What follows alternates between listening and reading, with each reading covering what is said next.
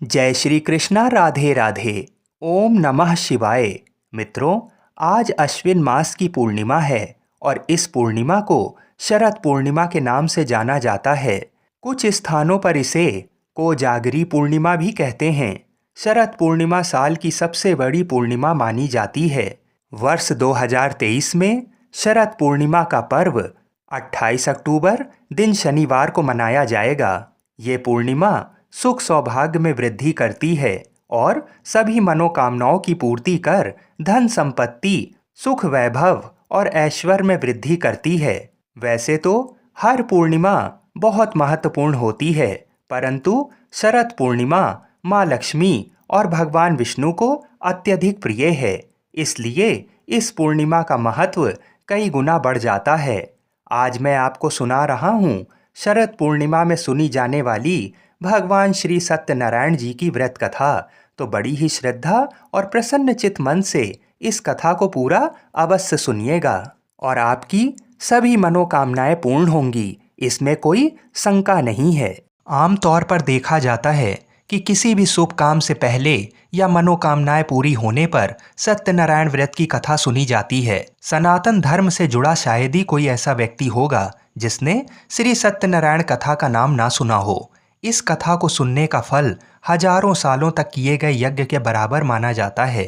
शास्त्रों के मुताबिक ऐसा माना गया है कि इस कथा को सुनने वाला व्यक्ति अगर व्रत रखता है तो उसके जीवन के दुखों को श्री हरि विष्णु खुद ही हर लेते हैं। स्कंद पुराण के मुताबिक भगवान सत्यनारायण श्री हरि विष्णु का ही दूसरा रूप है।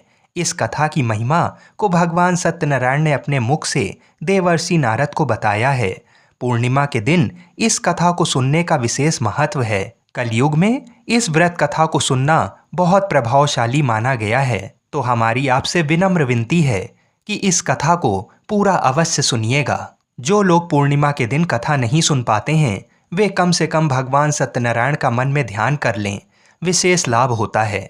पुराणों में ऐसा भी बताया गया है कि जिस स्थान पर श्री सत्यनारायण भगवान की पूजा होती है वहाँ गौरी, गणेश, नवग्रह और समस्त दिक्पाल आ जाते हैं। केले के पेड़ के नीचे अथवा घर के ब्रह्म स्थान पर पूजा करना उत्तम फल देता है। भोग में पंजीरी, पंचामृत, केला और तुलसी दल विशेष रूप से शामिल करें। सिर्फ पूर्णिमा को ही नहीं, परिस्थितियों के मुताबिक किसी भी दिन कथा सुनी जा सकती है। बृहस्पतिवार को कथा सुनना विशेष लाभकारी होता है।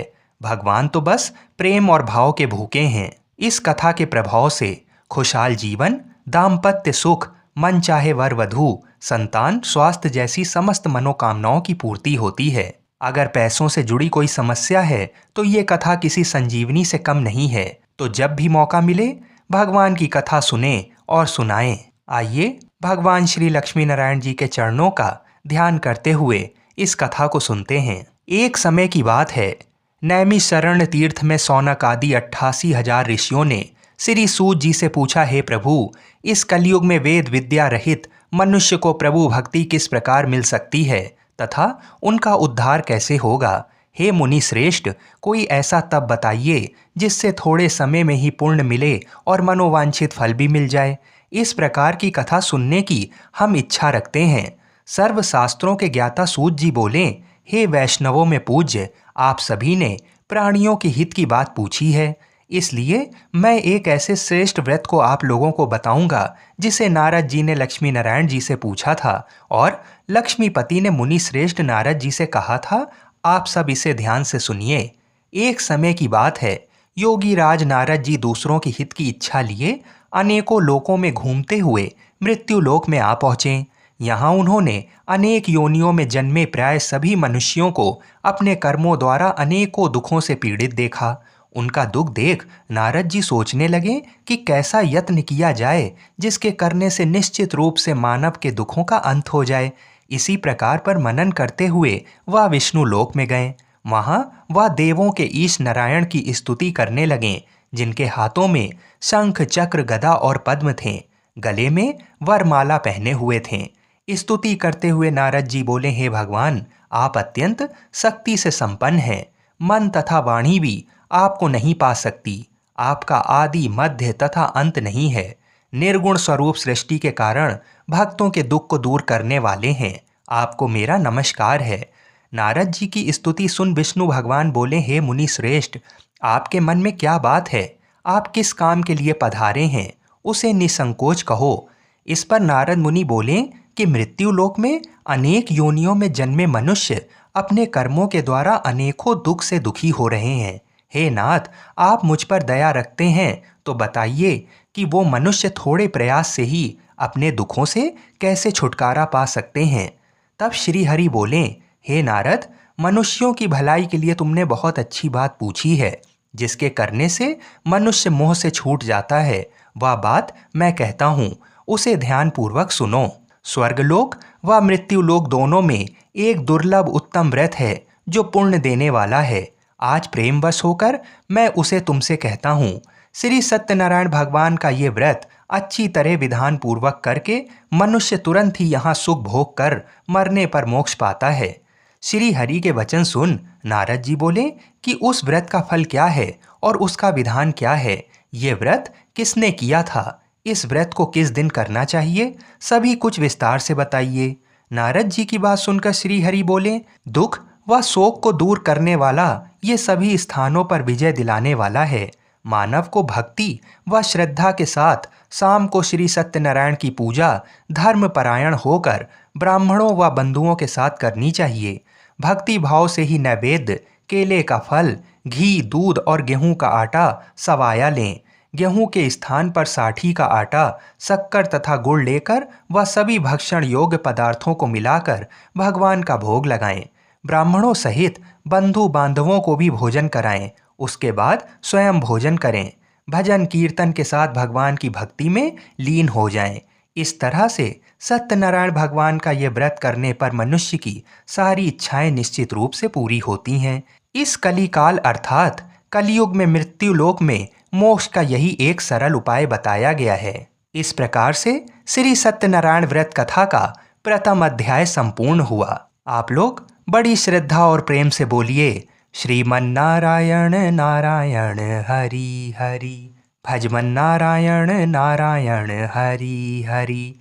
बोलिए श्री सत्यनारायण भगवान की जय। मित्रों, अब दूसरा अध्याय सुनिए। सूत जी बोले, हे ऋषियों, जिसने पहले समय में इस व्रत को किया था उसका इतिहास कहता हूँ, इसे ध्यान से सुनो।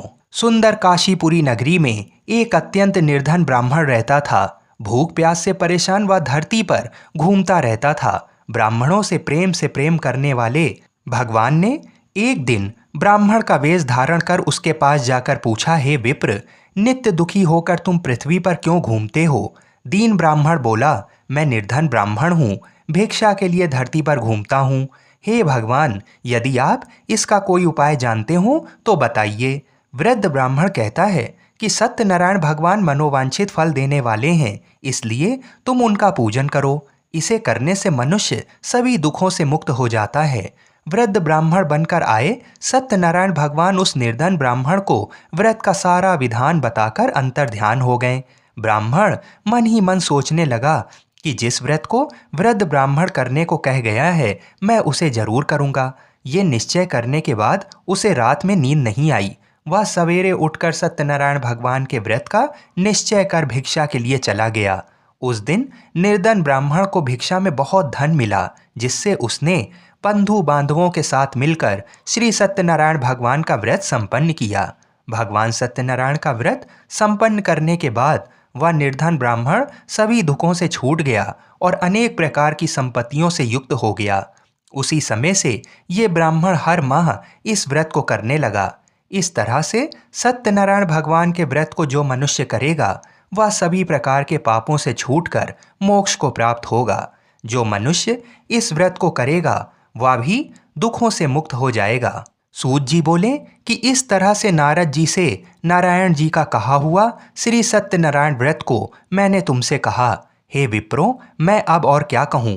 ऋषि बोले, हे मुनिवर, संसार में उस विप्र से सुनकर और किस किस ने व्रत को किया, हम सब इस बात को सुनना चाहते हैं। इसके लिए हमारे मन में श्रद्धा का भाव है।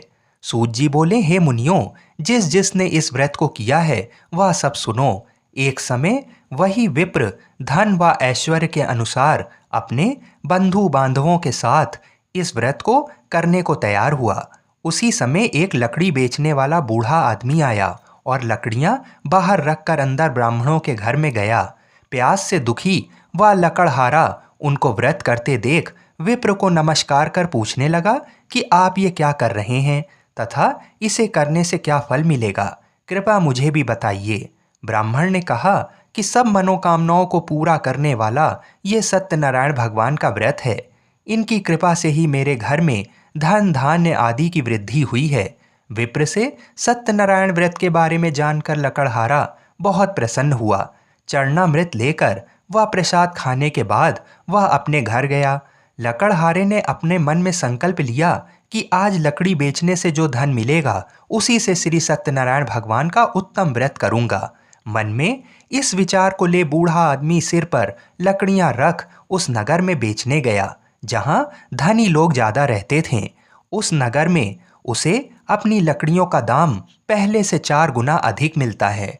बूढ़ा प्रसन्नता के साथ दाम लेकर केले, शक्कर, घी, दूध, दही और गेहूं का आटा ले और सत्यनारायण भगवान के व्रत की अन्य सामग्रियां लेकर अपने घर गया। वहां उसने अपने बंधु बांधवों को बुलाकर विधि विधान से सत्यनारायण भगवान का पूजन और व्रत किया। इस व्रत के प्रभाव से वह बूढ़ा लकड़हारा धन पुत्र आदि से युक्त होकर संसार के समस्त सुख भोग कर अंतकाल में वैकुंठ धाम चला गया। इस प्रकार से श्री सत्यनारायण व्रत कथा का दूसरा अध्याय संपूर्ण हुआ। आप लोग बड़े श्रद्धा और प्रेम से बोलिए श्रीमन नारायण नारायण हरि हरि, भजवन नारायण नारायण हरि हरि। बोलिए श्री सत्यनारायण भगवान की जय। मित्रों, अब श्री सत्यनारायण कथा का तीसरा अध्याय सुनिए। सूत जी बोले, हे श्रेष्ठ मुनियों, अब आगे की कथा कहता हूँ। पहले समय में उल्कामुख नाम का एक बुद्धिमान राजा था। वह सत्यवक्ता और जितेंद्रिय था। प्रतिदिन देव स्थानों पर जाता और निर्धनों को धन देकर उनके कष्ट दूर करता था। उसकी पत्नी कमल के समान मुख वाली तथा सती साध्वी थी। भद्रशिला नदी के तट पर उन दोनों ने श्री सत्यनारायण भगवान का व्रत किया। उसी समय साधु नाम का एक वैश्य आया। उसके पास व्यापार करने के लिए बहुत सा धन भी था। राजा को व्रत करते देखकर वह विनय के साथ पूछने लगा, हे राजन, भक्ति भाव से पूर्ण होकर आप ये क्या कर रहे हैं? मैं सुनने की इच्छा रखता हूँ, तो आप मुझे बताइए। राजा बोला, हे साधु, अपने बंधु बांधवों के साथ पुत्र आदि की प्राप्ति के लिए एक महाशक्तिमान श्री सत्यनारायण भगवान का व्रत व पूजन कर रहा हूँ। राजा के वचन सुन साधु आदर से बोला, हे राजन, मुझे इस व्रत का सारा विधान कहिए। आपके कथानुसार मैं इस व्रत को करूँगा। आपके कथानुसार मैं भी इस व्रत को करूँगा। मेरी भी संतान नहीं है और इस व्रत को करने से निश्चित रूप से मुझे संतान की प्राप्ति होगी। राजा से व्रत का सारा विधान सुन व्यापार से निवृत्त हो वह अपने घर गया। साधु वैश्य ने अपनी पत्नी को संतान देने वाले इस व्रत का वर्णन कह सुनाया और कहा कि जब मेरी संतान होगी तब मैं इस व्रत को करूँगा। साधु ने इस तरह के वचन अपनी पत्नी लीलावती से कहे। एक दिन लीलावती पति के साथ आनंदित हो सांसारिक धर्म में प्रवृत्त होकर सत्यनारायण भगवान की कृपा से गर्भवती हो गई। 10वें महीने में उसके गर्भ से एक सुंदर कन्या ने जन्म लिया। दिनों दिन वह ऐसे बढ़ने लगी कि जैसे कि शुक्ल पक्ष का चंद्रमा बढ़ता है। माता पिता ने अपनी कन्या का नाम कलावती रखा। एक दिन लीलावती ने मीठे शब्दों में अपने पति को याद दिलाया कि आपने सत्यनारायण भगवान के जिस व्रत को करने का संकल्प किया था उसे करने का समय आ गया है। आप इस व्रत को करिए। साधु बोला कि हे प्रिय, इस व्रत को मैं उसके विवाह पर करूंगा। इस प्रकार अपनी पत्नी को आश्वासन देकर वह नगर को चला गया। कलावती पिता के घर में रह वृद्धि को प्राप्त हो गई। साधु ने एक बार नगर में अपनी कन्या को सखियों के साथ देखा तो तुरंत ही दूत को बुलाया और कहा कि मेरी कन्या के लिए योग्य वर देख कर आओ। साधु की बात सुनकर दूत कंचन नगर में पहुंचा और वहां देखभाल कर लड़की के सुयोग्य वाणिक पुत्र को ले आया। सुयोग्य लड़के को देख साधु ने बंधु बांधवों को बुलाकर अपनी पुत्री का विवाह कर दिया। लेकिन दुर्भाग्य की बात ये कि साधु ने अभी भी श्री सत्यनारायण भगवान का व्रत नहीं किया। इस पर श्री भगवान क्रोधित हो गए और श्राप दिया कि साधु को अत्यधिक दुख मिले। अपने कार्य में कुशल साधु बनिया जमाई को लेकर समुद्र के पास स्थित होकर रत्नासारपुर नगर में गया। वहां जाकर दामाद ससुर दोनों मिलकर चंद्रकेतु राजा के नगर में व्यापार करने लगे। एक दिन भगवान सत्यनारायण की माया से एक चोर राजा का धन चुराकर भाग रहा था। उसने राजा के सिपाहियों को अपना पीछा करते देख चुराया हुआ धन वहां रख दिया, जहां साधु अपने जमाई के साथ ठहरा हुआ था। राजा के सिपाहियों ने साधु वैश्य के पास राजा का धन पड़ा देखा तो वह ससुर जमाई दोनों को बांधकर प्रसन्नता से राजा के पास ले गए और कहा कि इन दोनों चोरों को हम पकड़ लाए हैं, आप आगे की कार्यवाही की आज्ञा दें। राजा की आज्ञा से उन दोनों को कठिन कारावास में डाल दिया गया और उनका सारा धन भी उनसे छीन लिया गया। श्री सत्यनारायण भगवान से श्राप से साधु की पत्नी भी बहुत दुखी हुई। घर में जो धन रखा था उसे चोर चुरा ले गए। शारीरिक तथा मानसिक पीड़ा व भूख प्यास से अति दुखी हो अन्य की चिंता में कलावती ब्राह्मण के घर गई। वहां उसने श्री सत्यनारायण भगवान का व्रत होते देखा, फिर कथा भी सुनी। वह प्रसाद ग्रहण कर वह रात को घर वापस आई। माता ने कलावती से पूछा कि हे पुत्री, अब तक तुम कहाँ थी, तेरे मन में क्या है? कलावती ने अपनी माता से कहा, हे माता, मैंने एक ब्राह्मण के घर में श्री सत्यनारायण भगवान का व्रत देखा है। कन्या के वचन सुन लीलावती भगवान के पूजन की तैयारी करने लगी। लीलावती ने परिवार व बंधुओं सहित सत्यनारायण भगवान का पूजन किया और उनसे वर मांगा कि मेरे पति तथा जमाई शीघ्र घर आ जाएं। साथ ही ये भी प्रार्थना की कि हम सबका अपराध भगवान क्षमा करें। श्री सत्यनारायण भगवान इस व्रत से संतुष्ट हो गए और राजा चंद्रकेतु को सपने में दर्शन दे कहा कि हे राजन, तुम उन दोनों वैश्यों को छोड़ दो और तुमने उनका जो धन लिया है उसे भी वापस कर दो। अगर ऐसा नहीं किया तो मैं तुम्हारा धन, राज्य व संतान सभी को नष्ट कर दूंगा। राजा को ये सब कहकर वह अंतर्ध्यान हो गए। प्रातःकाल सभा में राजा ने अपना सपना सुनाया। फिर बोले कि बणिक पुत्रों को कैद से मुक्त कर सभा में लाओ। दोनों ने आते ही राजा को प्रणाम किया। राजा मीठी वाणी में बोला, हे महानुभावों, भाग्यवश ऐसा कठिन दुख तुम्हें प्राप्त हुआ है, लेकिन अब तुम्हें कोई भय नहीं है। ऐसा कह राजा ने उन दोनों को नए वस्त्र आभूषण भी पहनाए और जितना धन उनका लिया था उससे दोगुना धन वापस कर दिया। दोनों वैश्य अपने घर को चल दिए। इस प्रकार से श्री सत्यनारायण भगवान व्रत कथा का तीसरा अध्याय यहीं पर संपूर्ण हुआ। बड़े ही श्रद्धा और प्रेम से बोलिए, श्रीमन्नारायण नारायण हरि हरि, भजमन नारायण नारायण हरि हरि। बोलिए श्री सत्यनारायण भगवान की जय। मित्रों, आइए अब श्री सत्यनारायण भगवान की कथा का चौथा अध्याय सुनते हैं। सूत जी बोले, वैश्य ने मंगलाचार कर अपनी यात्रा आरंभ की और अपने नगर की ओर चल दिए। उनकी थोड़ी दूर जाने पर एक दंडी वेशधारी श्री सत्यनारायण ने उनसे पूछा, हे साधु, तेरी नाव में क्या है? अभिवाणी वणिक हंसता हुआ बोला, हे दंडी, आप क्यों पूछते हो? क्या धन लेने की इच्छा है? मेरी नाव में तो बेल व पत्ते भरे हुए हैं।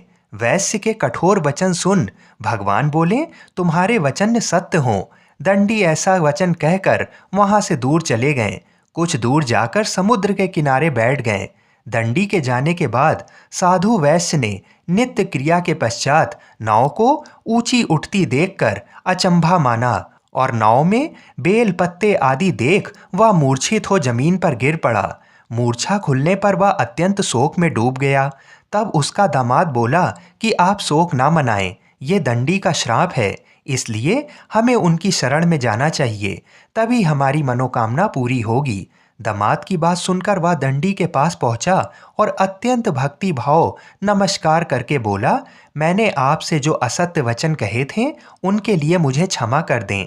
ऐसा कहकर महान शोकातुर हो रोने लगा। तब दंडी भगवान बोले, हे वणिक पुत्र, मेरी आज्ञा से बार बार तुम्हें दुख प्राप्त हुआ है। तू मेरी पूजा से विमुख हुआ। साधु बोला, हे भगवान, आपकी माया से ब्रह्मा आदि देवता भी आपके रूप को नहीं जानते, तब मैं अज्ञानी कैसे जान सकता हूँ? आप प्रसन्न होइए, अब मैं सामर्थ्य के अनुसार आपकी पूजा करूंगा, मेरी रक्षा करो और पहले के समान नौका में धन भर दो। साधु वैश्य के भक्तिपूर्वक वचन सुनकर भगवान प्रसन्न हो गए और उसकी इच्छा अनुसार वरदान देकर अंतर्ध्यान हो गए। ससुर जमाई जब नाव पर आए तो नाव धन से भरी हुई थी। फिर वही अपने अन्य साथियों के साथ सत्यनारायण भगवान का पूजन कर अपने नगर को चल दिए। जब नगर के नजदीक पहुंचे तो दूत को घर पर खबर करने के लिए भेज दिया। दूत साधु की पत्नी को प्रणाम कर कहता है कि मालिक अपने दामाद सहित नगर के निकट आ गए हैं। दूत की बात सुन साधु की पत्नी लीलावती ने बड़े हर्ष के साथ सत्यनारायण भगवान का पूजन कर अपनी पुत्री कलावती से कहा कि मैं अपने पति के दर्शन को जाती हूँ, तू कार्य पूर्ण कर शीघ्र आ जा। माता के ऐसे वचन सुन कलावती जल्दी से प्रसाद छोड़ अपने पति के पास चली गई। प्रसाद की अवज्ञा के कारण श्री सत्यनारायण भगवान रुष्ट हो गए और नाव सहित उसके पति को पानी में डुबो दिया। कलावती अपने पति को वहां ना पाकर रोती हुई जमीन पर गिर गई। नौका को डूबा हुआ देख वह कन्या को रोता हुआ देख साधु दुखी होकर बोला कि हे प्रभु, मुझसे तथा मेरे परिवार से जो भूल हुई है उसे क्षमा करें। साधु के दीन वचन सुनकर श्री सत्यनारायण भगवान प्रसन्न हो गए और आकाशवाणी हुई, हे साधु, तेरी कन्या मेरे प्रसाद को छोड़कर आई है, इसलिए उसका पति अदृश्य हो गया है। यदि वह घर जाकर प्रसाद खाकर लौटती है तो इसे इसका पति अवश्य मिलेगा। ऐसी आकाशवाणी सुन कलावती घर पहुंचकर प्रसाद खाती है और फिर आकर अपने पति के दर्शन करती है। इसके बाद साधु अपने बंधु बांधवों सहित श्री सत्यनारायण भगवान का विधि विधान से पूजन करता है। इस लोक का सुख भोग व अंत में स्वर्ग जाता है। इस प्रकार से श्री सत्यनारायण भगवान व्रत कथा का चतुर्थ अध्याय संपूर्ण हुआ। बड़े ही श्रद्धा और प्रेम से बोलिए, श्रीमन्नारायण नारायण हरि हरि, भजमन नारायण नारायण हरि हरि। बोलिए श्री सत्यनारायण भगवान की जय। आइए अब श्री सत्यनारायण भगवान की कथा का 5वां अध्याय सुनते हैं। सूत जी बोले, हे ऋषियों, मैं और भी एक कथा सुनाता हूँ, उसे भी ध्यानपूर्वक सुनो। प्रजापालन में लीन तुंगध्वज नाम का एक राजा था। उसने भी भगवान का प्रसाद त्याग कर बहुत ही दुख सहन किया।